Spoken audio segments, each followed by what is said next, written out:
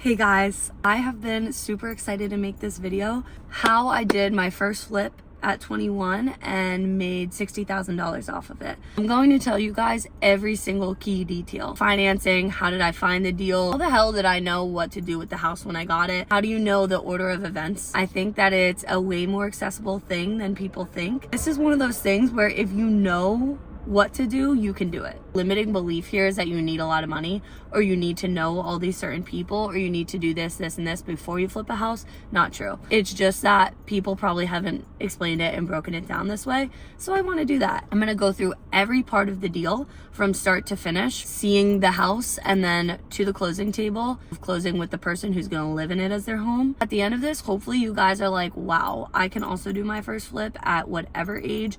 18, 20, 25, 30, no matter how old you are, you can do it.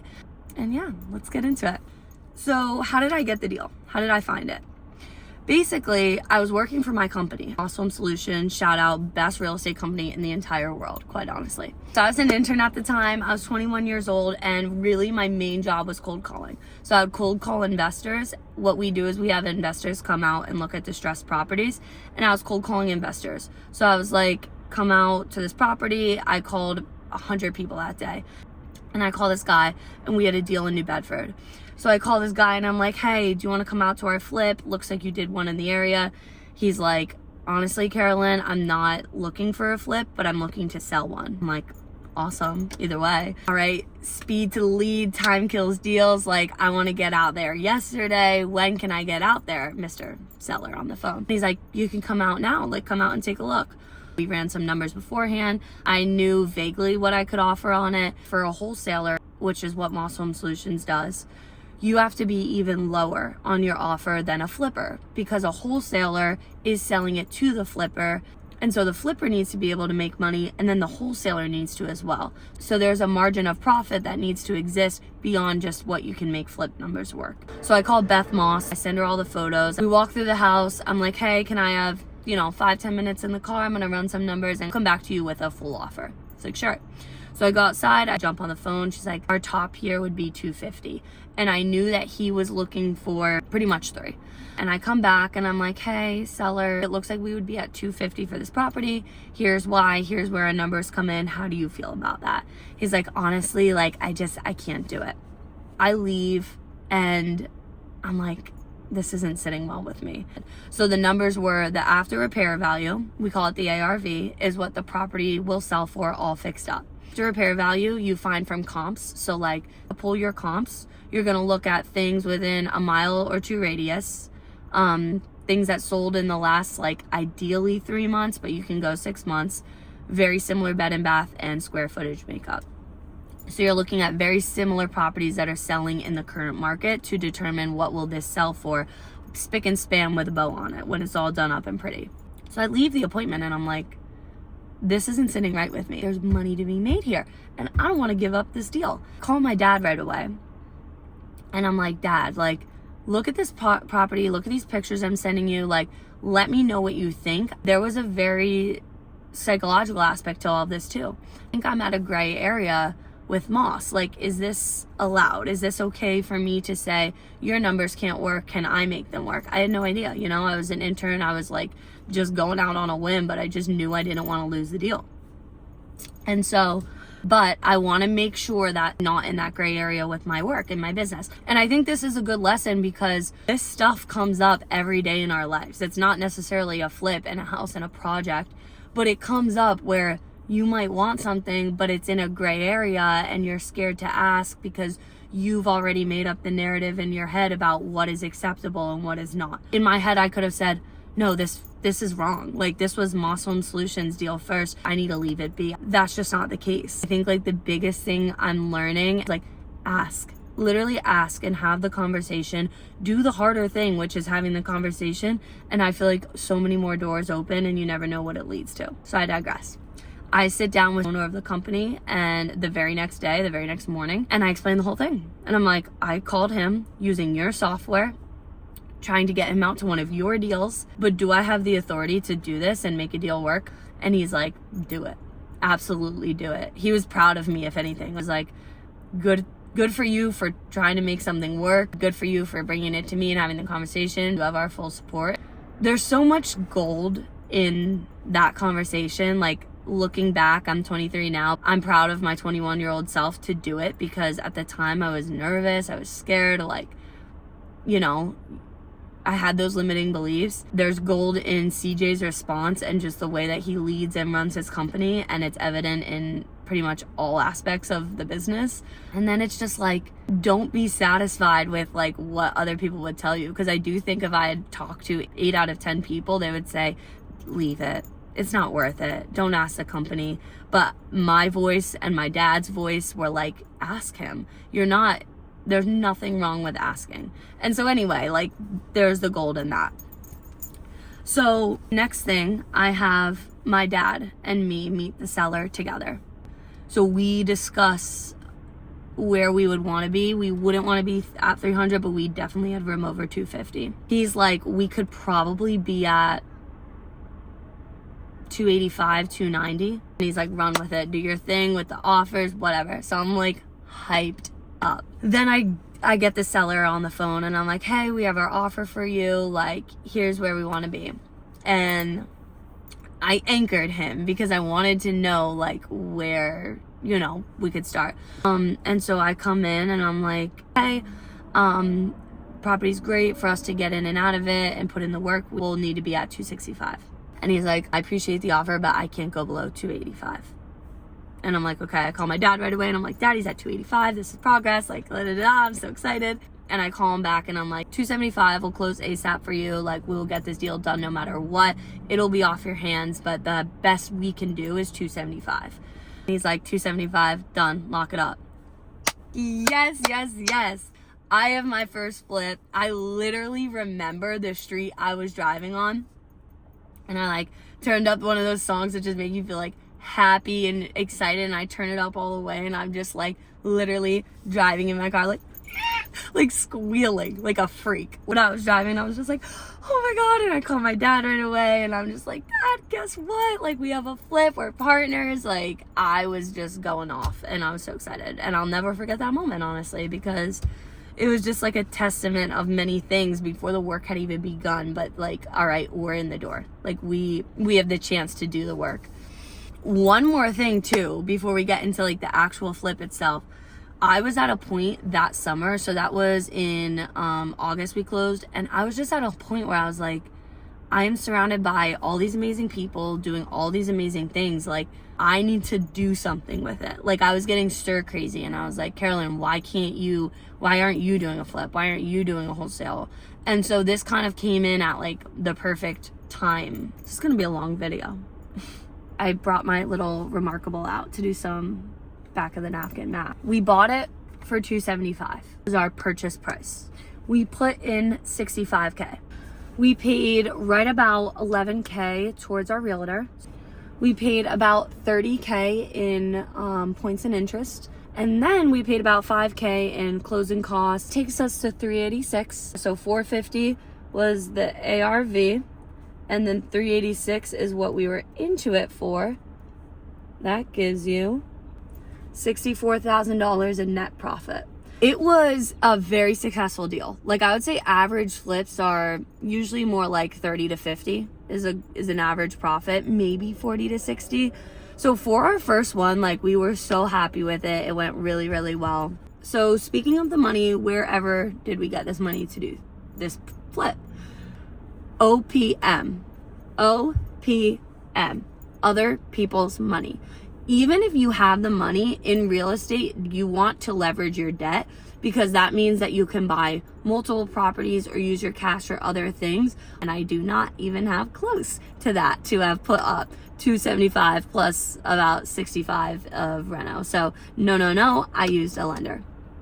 When we say hard money lender, what is that? A hard money lender is someone who loans to fix and flippers or people that are buying and holding. They're very familiar with that this property likely would not pass conventional financing. It needs a lot of work, and they have very high interest rates, typically like 12 to 14%. where your national average for a mortgage is right around like 6 to 6.25 right now.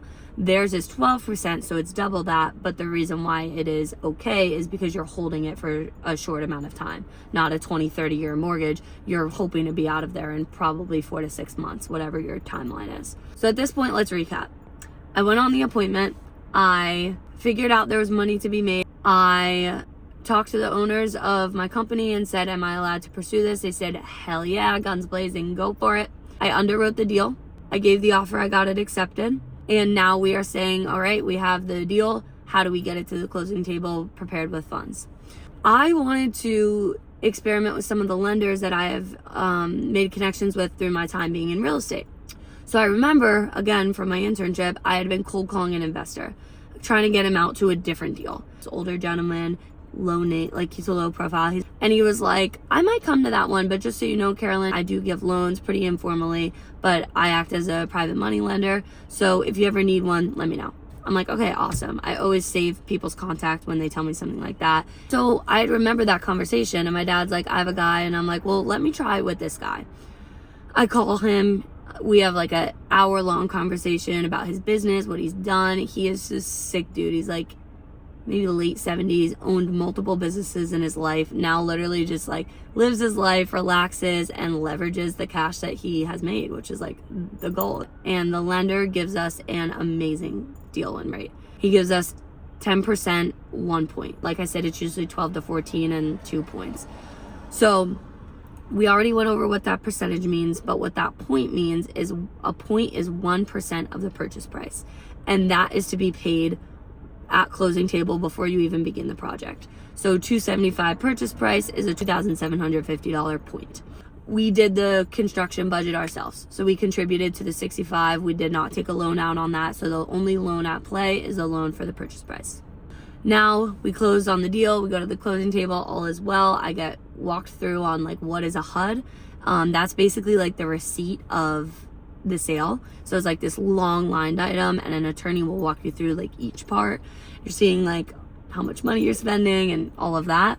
Part 2, I guess, the actual flip. I think the like work that was involved with the flip should be its own video, because that would take me a long time to sit here and explain like the nitty gritty of what was done, how we chose subcontractors, what we paid them. Like, I'm happy to divulge into all of that eventually. For the work, I'll keep it at, before we even close, we came up with a timeline and a schedule.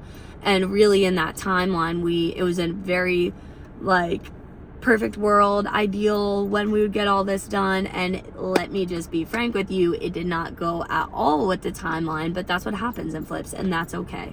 The timeline was the goal. Did we steer away from it? Yeah, we were into it for like 2 more months than we had expected, and that affects you. That affects your profit because you're holding costs. It affects everything, but it was a learning experience, and it was a great one.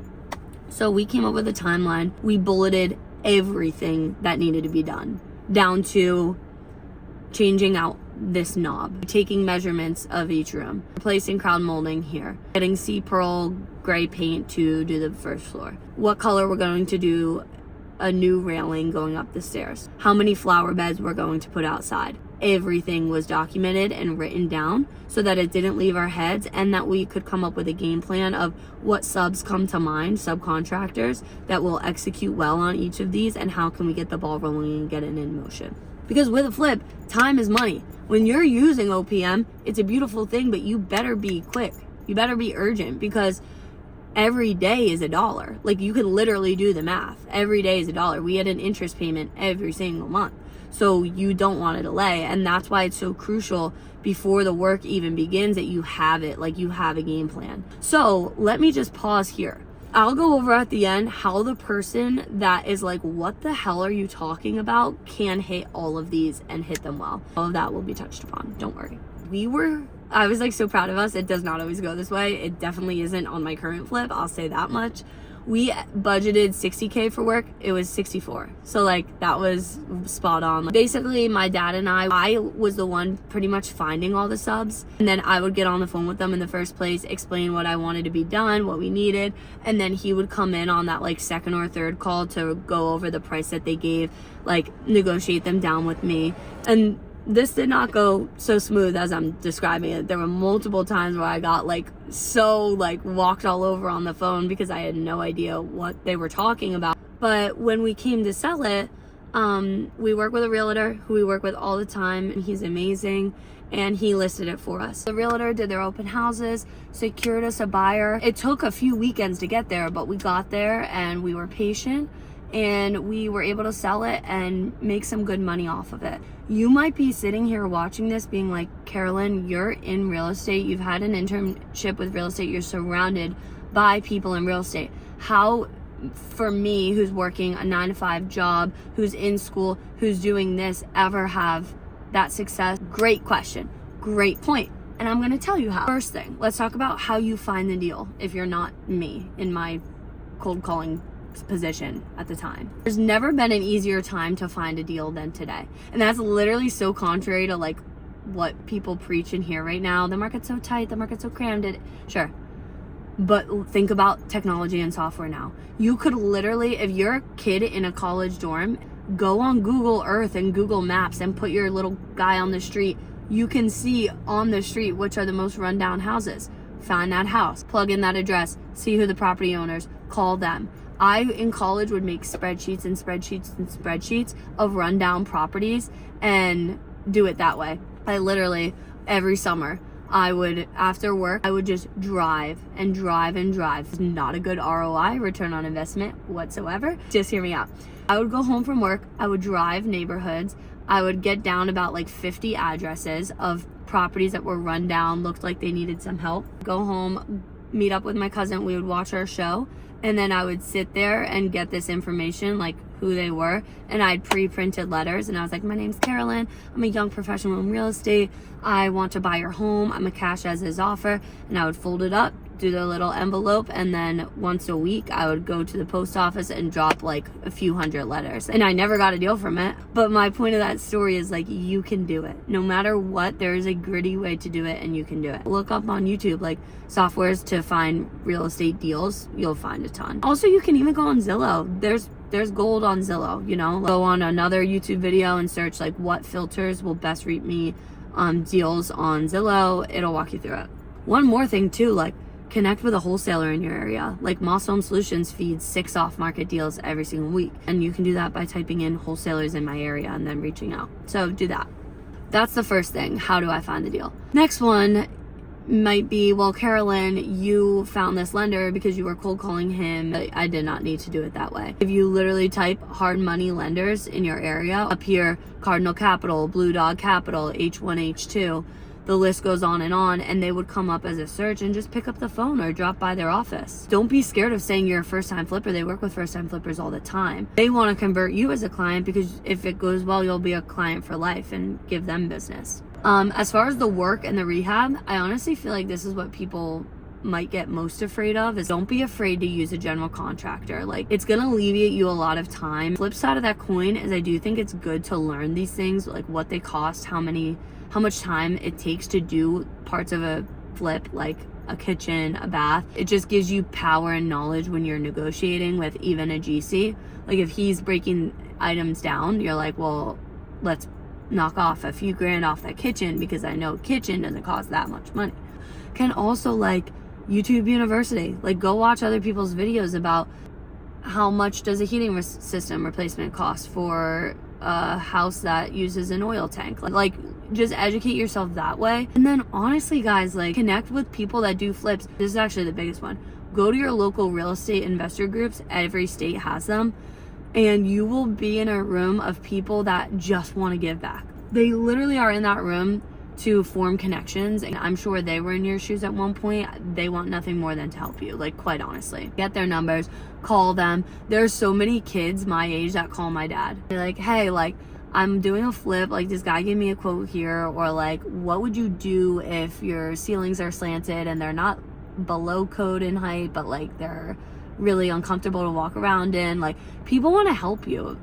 In real estate, like I find compared to any other profession, we are so passionate about real estate because of all the benefits. Like, all they want to do is share that and educate. What else? Underwriting a deal. I will make a separate video on this because I feel like this is another big one that people get afraid of. Like, how do you do that back of the napkin math? And how do you really investigate it to feel comfortable enough to go forward on that deal? So we'll go through all of that. But again, it's a skill that once you do like 2-3 times and then you confer with trusted people that know their numbers, absolutely will be second nature. You can run them on deals much quicker where they're not like eating up so much of your time.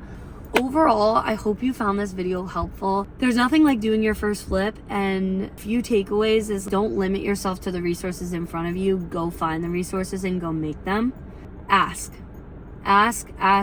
not real estate, anything. If you're skeptical or scared and you feel like the general consensus would be don't do the thing, or yeah, you're weird for asking that. If you have that part of you that's like, but maybe I'm not, but maybe it would work, ask. The most successful people I think and I've seen are just the people that go up and ask. Whether you're at an airport asking to cut the line because your flight is the one delayed, whether you're at a coffee shop and you're saying like my coffee doesn't have enough honey in it, whatever it is, just ask and you'll get it. You'll be so surprised like how much people want to help other people. I would say those are like my main parts, but honestly I just wanted to explain how I got my first deal, how I did it being 21 years old in college, the help that I got and the help that you can make for yourself too. And just that like it reaped me so much benefit. Like that profit that I got, my share of that profit was what enabled me to do my next flip, because my next flip I was completely on my own. You do come up with a percentage of the purchase price at the closing table. The reason I was able to do that and felt comfortable that I wasn't giving all of my money away was this nest egg of a profit I've had. And then what I did with the profit, that can be a whole separate other video. I put that profit away. I never touched that profit one time. That profit never got a drink out of that profit ever, because that profit sat in a money market mutual fund and it didn't compound crazy, but slowly over time it compounded. But really the main point of it was that I was not able to touch it. And I think that's the smart thing to do with your profits, and then keep them growing and keep them growing. I think at our young ages it's hard to like put a profit away, and I fully get that. But if you can do it and use that as like a separate account literally for your next investment, it's the absolute way to go. But guys, thank you so much for listening. How you can make $64,000 at 21 years old, it's not out of the question. There should be limiting beliefs around it, but you can find ways to go about them, and I hope that I can help you find ways to go about them. Whether you're a 50-year-old dude that's worked a job his whole life and wants to start investing on the side, or a 21-year-old girl like myself. You can do it no matter what. The want is the first thing. Don't kick yourself that you're not doing these things yet. Pat yourself on the back that you're watching this and educating yourself on how you can do it. We got this. Have a great day. Appreciate you guys being here. Thank you. Till the next one.